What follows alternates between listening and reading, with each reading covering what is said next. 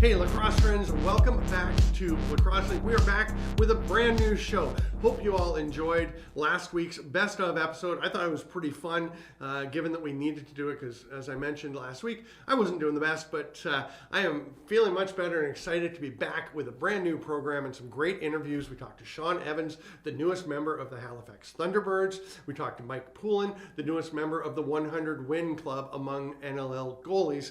And as always, we have an interesting rundown where we take a look at things from around the world of lacrosse. So thanks for being with us. Enjoy the show and make sure you subscribe. Come back every week, check us out, and join us regularly for Lacrosse Link, your link to all things lacrosse. Beautiful play, Aaron Greyeyes. He is having himself a tournament. He made the save regardless of the crease call, and that shows he is at his acrobatic level. In the middle, it just bounces off, but it's picked up and scored. And it's a ticket talking Mazda for the biggest. That's a comma and a comma and a comma. Gotta get it. Joining me on Lacrosse Link from the Halifax Thunderbirds, had to make sure to get it right, it's still pretty new, Shawn Evans. Welcome to the show. Yeah, thanks for having me, Stamper. It's great to see you, great to catch up, and I'm wondering, was it a bit of a shock, the deal, or did you have an idea it was coming? I assume that Danny had talked to you a little bit. Yeah, it was a little bit of both. I know me and Dan had talked, for a week kind of prior to that, and if the option kind of came, if it was going to happen or not. The way that we were going, we lost that big game against Georgia.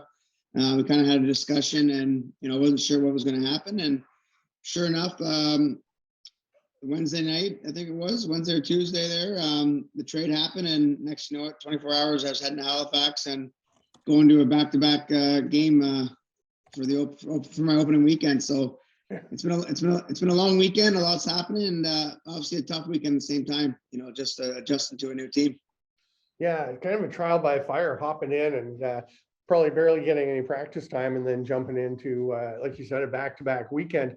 I'm curious how many of the Thunderbirds you've played with before coming to this new team. I was looking at the list between junior and MSL and Team Canada.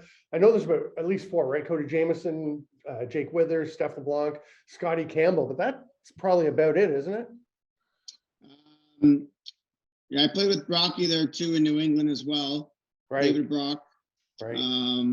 I played with a bunch of, probably just over a handful of guys there. So it made it that much easier playing with those guys in the past, and, right. a little more of a veteran team as well. So, but, I just got to find my groove with the new team. So, obviously it wasn't the best outcome we had this weekend with going 0-2, but obviously it's that kind of that feeling going to a new team, trying to find my role. And obviously we played against 2 teams that were hungry, fighting for a playoff spot. So, so we got a week off, we got to regroup, and hopefully get back to it. And obviously, I mean, they're good teams, competitive teams who, like you said, they're hungry, fighting for playoff spots, and with Halifax coming out so strong, bit of a target on the backs. But it feels like there are so many strong teams in the East that it's bound to happen that all of you guys beat up on each other a little bit.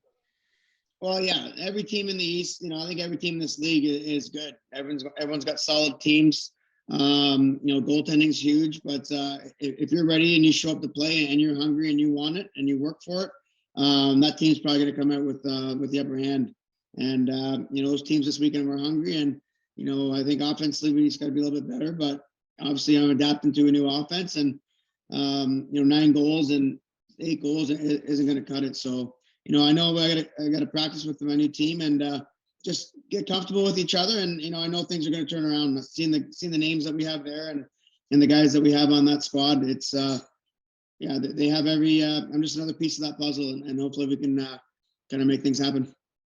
And I mean, this isn't new to you. You've been traded a few times, so you've had to adjust to new teams. So does that help make it a little easier? I mean, there's always going to be an adjustment period, especially when you haven't played with a lot of the old guys that you're going to be out there with. But does that help a bit because you've been through it before and you kind of know what to expect? Yeah, I think it does. After you go through kind of one trade of, thinking you're never ever going to get traded, and it happens, you kind of got to adjust to that, and you you get used to it, and then you just find a way. But a new team, you got to adapt and you got to find ways to win. And I'm here to do whatever it takes for my new teammates and my new team that I'm on to make our team successful and find those ways to win. And we have a great squad, great back end, and we just got to put it together on the offensive end. We got a lot of great names, a lot of great ball players. You got Jameson, Shanks, Jackson. Everyone on there can score goals, and it's just finding our groove and put everything together. There's a lot of righties on the roster with yourself joining, Clark Peterson, Chris Boucher, Stephen Keogh, and Austin Shanks, as you mentioned. Any discussion with the coaching staff about how it's going to shake out moving forward in terms of getting everyone time and touches? Like I said, it was a quick 24-hour turnaround. When I got traded, I was working nights, and then I had to come right off of nights and get on a plane and go to Halifax. So I think that weekend was just a test period of just hopping in, and I haven't really got. We went over a couple plays, but nothing too much yet. And I think now that we have a week off and we have time to practice and go over some things. It'll be a little bit more adjustment, playing with those guys for the last 2 games. I got a little bit of feel of how they play, but it's slowly going to come. But I got to bring my game as well and bring what I can do for this team.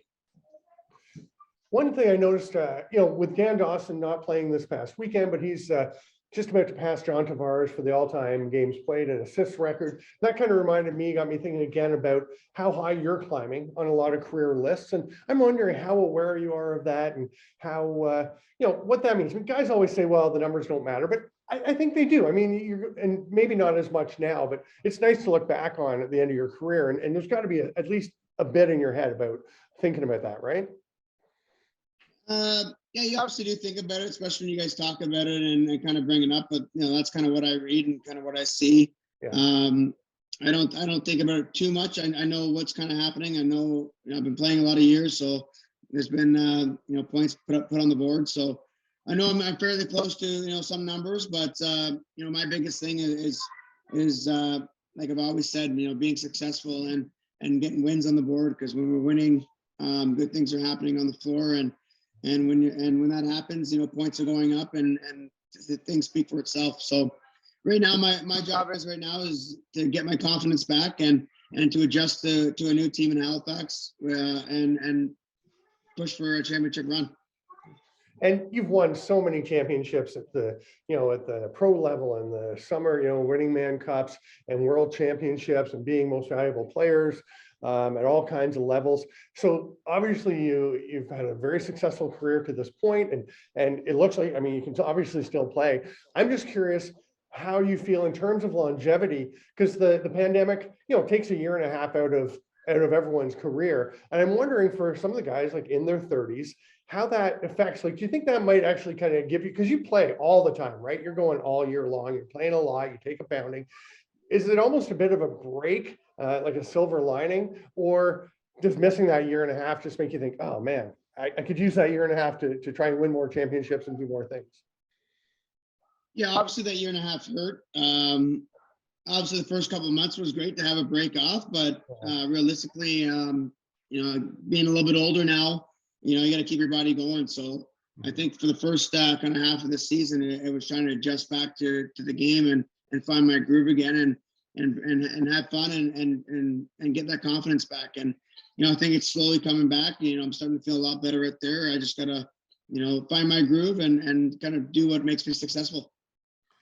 I think, like you said, wasn't the perfect weekend for you coming in, but I think you've shown already this season that you've still got a lot to contribute to a team, and it's going to be fun watching you down the stretch with a really diverse offense that's a lot of fun to watch. So certainly thanks for coming on, and wish you all the best down the stretch of the season, and look forward to seeing you in the summer. Stanford, thank you for having me. Appreciate it.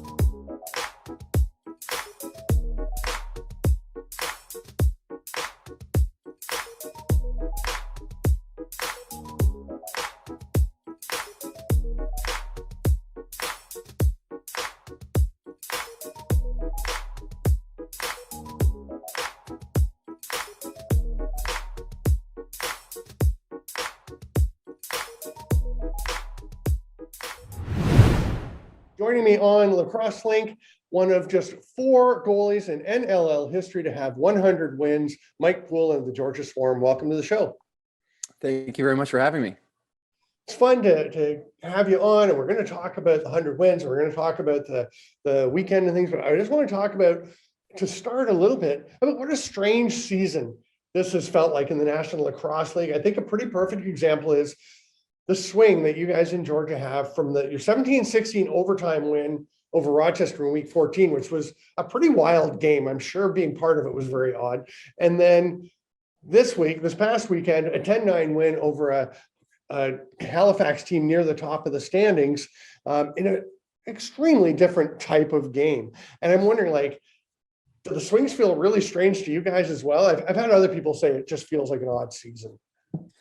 Absolutely. It has been a weird year, just kind of after the break, and a lot of new players on everyone's team, trying to figure out who's going to be in each lineup, whether it be for COVID and or injuries. It's been definitely a weird year. But this swing for us recently, I think that's it's a good test for us right now, because it's kind of one of those examples. You're about to play a team who's 3-7 or whatever the record was, and then you let the foot off the gas a little bit, and next thing you know, you're in an absolute barn burner to the end. You go to overtime with a team that you feel like you should beat, but it doesn't just work that way. In any sport, that's why you play the game. You can't just show up and think you're going to win. So we were guilty of that, I think. And that being said, I can't really say I personally did. I didn't hold up my end of the bargain. So it was a high scoring game. I'm sure both coaches absolutely hated that. But when that happens, you kind of challenge yourself the next week coming out to be a lot better. I know personally I challenged myself, and I'm sure our defense and offense did the same, especially after Halifax took it to us pretty good a few weeks back. Yeah, and that's, I guess, the thing. You're coming off, like you said, that strange high-scoring game, and having played Halifax recently, turning it around and getting 2 wins in a row for the first time in the season must have felt pretty good, especially, with Halifax fighting to get back at the end, and you hang on. And you personally made that massive save, which going post to post, which I always feel has been one of the strongest parts of your game, is how quickly you get from post to post. But normally it's when you're facing forward and you're just stepping across. This one, you're spun around and had to kind of freelance a little bit. Yeah, I've always tried to be an athletic goalie, and I agree. It's kind of one of those side to side things I tend to work on a lot and pride myself in. But in this case, it was a desperation. It was nothing in the goalie book on how to do that. It was just a dive and try and throw something at it. So it worked out well. It might be in the goalie book now, and it goes into the manual once you do it.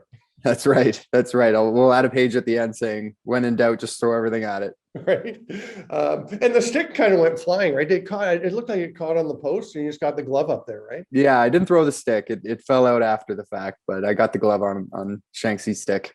Nice. So I mentioned the 4th goalie in NLL history to reach 100 wins. And I think it's pretty cool, because you've had a very long, solid career. And now the only guys ahead of you are Matt Vince, Pat O'Toole, and Bob Watson. That's a pretty elite group. 2 Hall of Famers, and Vino, who's a surefire first ballot guy as well. What goes through your mind when you think about that, when you hear yourself being mentioned with those guys? It's surreal. Vino is the greatest goaltender to play the game, and Bob Watson's my hero growing up, and Patty O'Toole is just a consummate pro, and it was always, a fantastic goaltender in person. So to be kind of lumped together with those guys, it is pretty cool. I haven't reflected on it too much at this point, because, we're in the thick of a season, and each win is exciting, but when I kind of will look back, just to have those names, ahead of me and to be in that group, it is pretty cool, because I have been able to play with Vino and Whipper. And I've met Patty a handful of times, either after games and, through coaching now with him with Rochester. So they're all great people. And I think that's what anybody would say about them before they talk about how great goalies they are. So it is pretty cool to be in that conversation with them.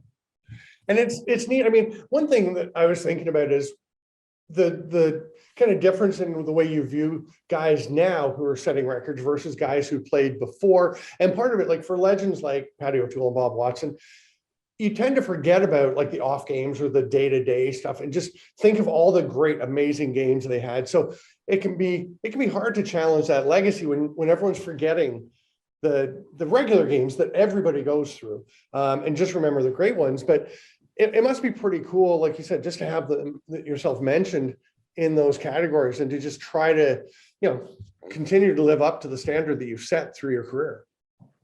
Certainly. And I mean, I'm an apples to apples kind of guy. I never compare, but when I talk about things like these, I always remind people and myself, like Whipper and Patty played at a time when there was 8 games in a season. I know Whipper for sure. I don't know about Patty. And, same with Dallas Elliott and Chugger, like some amazing goalies who would be up there if it was apples to apples.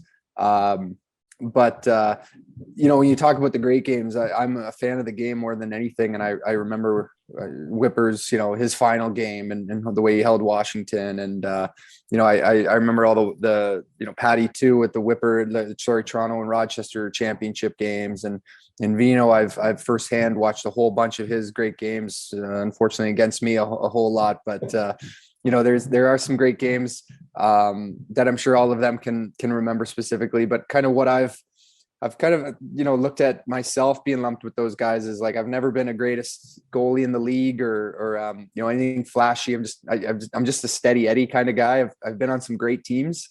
I've never really been asked to win a game. I'm just kind of that backbone guy that you can rely on. And fortunately for me, I've been able to carve out a long career of that and been on, like I said, some amazing Calgary and Georgia. And even I got with Boston, I was able to be a part of that. And unfortunately for the Rock, I didn't get any wins in their jersey, but I cut my teeth in that one. So I'll credit that a lot because I gained a lot of great experience there.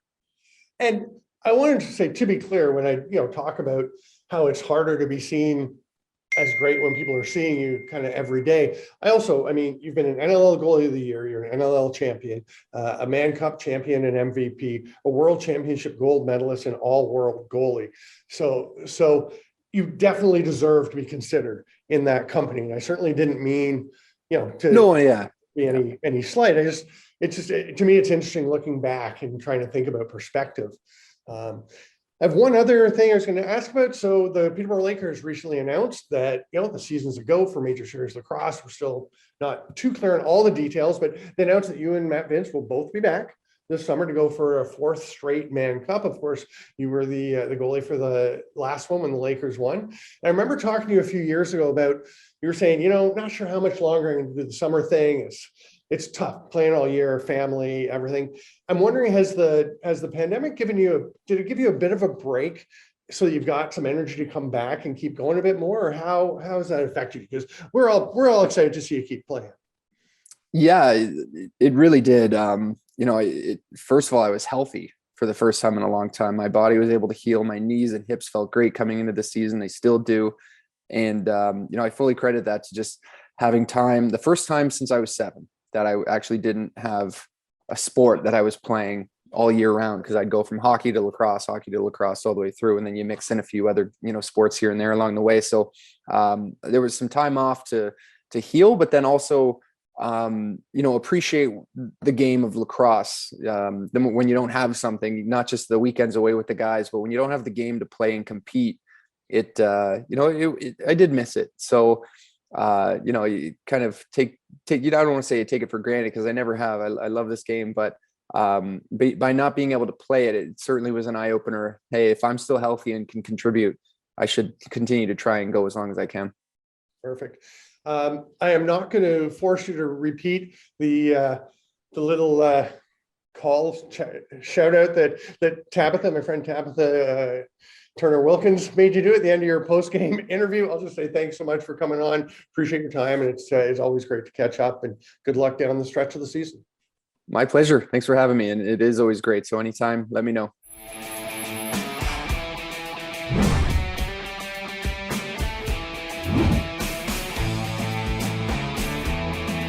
Hi, this is Jaden with Al Anderson Source for Sports. Excited to tell you that we got all our new lacrosse product in for this upcoming season. Whether you're playing box or field, our lacrosse experts are going to make sure we get you into the right equipment to elevate your game. At Al Anderson Source for Sports, we know our stuff. All right, lacrosse friends, hope you enjoyed those interviews with Shawn Evans and Mike Poulin as much as I did. Two venerable statesmen of the game, still playing at a very high level and hitting some milestones in their careers. It's pretty interesting to see. We are in the rundown, and we will start with history on hold. Dan Dawson of the Toronto Rock, he missed their game in Vancouver. He was added to the injured reserve on Saturday before they were going to play. I think he actually made the trip out. I know I'd talked to the team about scheduling. We were actually going to have him on the show this week because he was going to break John Tavares' record for most games played. And I was told, oh, he's getting on the flight. We'll get it all sorted out. But yeah, no problem. So we're going to hold off on that until he sets that record. So I think that'll be the perfect time. He's also just one assist behind John Tavares with 933. The Rock have the week off in week 16. Then they're playing host to the Georgia Swarm on March 26th. If he's back in the lineup, that is when he will set the games record. And very good chance he will get a couple of assists and set the assists record. We have another appearance for Jake Fox in the Sports Center top 10. Another dunk goal, pretty spectacular. I will be honest and admit I'm not a huge fan of the dunk goals, the jump from behind. I just think it's pretty hard to defend and not really the hardest thing to do. But I am going to note that Jake Fox has got a pretty impressive knack for the one-handed flair on these goals. He had a spectacular goal earlier in the season, and this one pretty sensational as well. So you're taking a look at this. We're going to run it as I'm talking. So you've had a chance to look, and I'm sure you agree that it was really something.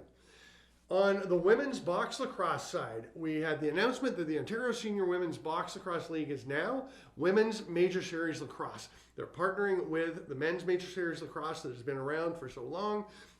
It's a pretty cool partnership they're working on to really promote continued growth in the women's game. So for anyone who's not familiar, the women's box players play the same rule set as the men. Not like field lacrosse where they have their own rules. So very similar game, and the level of play in women's box lacrosse has been rising so fast.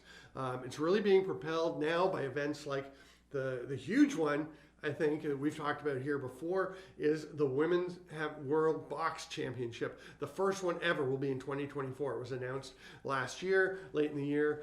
There's also the Arena Lacrosse League, has women's divisions in the East. That's been going for a while. And the West, that happened this year. The She-Box Box Lacrosse Invitational Tournament for women's players will be held for the first time in Radotín in Prague of the Czech Republic this year. It was scheduled for the first time in 2020. Obviously that got eliminated, so it is happening very soon, and can't wait to see that taking place. Also around the world, the Victoria Box Lacrosse Championships have been held. That is not Victoria, BC, as you might think, which is pretty natural. The Shamrocks are a great legacy team. Nope, this was in the Altona North Rink near Melbourne, Australia, where the Victoria Box Lacrosse League has wrapped up their season. It's their first year in the new box. We had Rod Marr on Lacrosse Link a while ago talking about the show, about the new rink that was built and how they had to wait with the pandemic restrictions, but they're so excited to have been in, everybody lining up, everybody getting into play in the new box, and they have now crowned their first champions. And we've got some highlights from that for you to check out. In the National Collegiate Athletic Association, or NCAA lacrosse, in the men's side, some shakeups and a showdown. So shakeups last week in the NCAA men's top 20. Terry Foy of Inside Lacrosse does his top 20 every week. 9 of his teams in the top 20 lost last week. That is pretty wild to see so many highly ranked teams losing games.